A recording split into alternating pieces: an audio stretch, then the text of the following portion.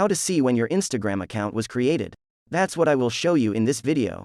But before we begin, make sure to subscribe to the channel and ring the bell to get notified whenever a new video is uploaded. With that said, let's get started.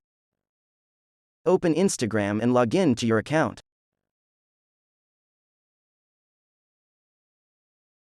Once you do that, click on the profile icon at the bottom right of the screen. Then click on the three horizontal lines at the top right of the screen. And click on your activity. Here you want to click on Account History. And here click on the blue text at the top right that says Sort and Filter. Then click on Sort By.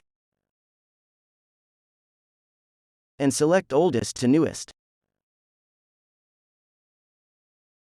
Then tap on Apply.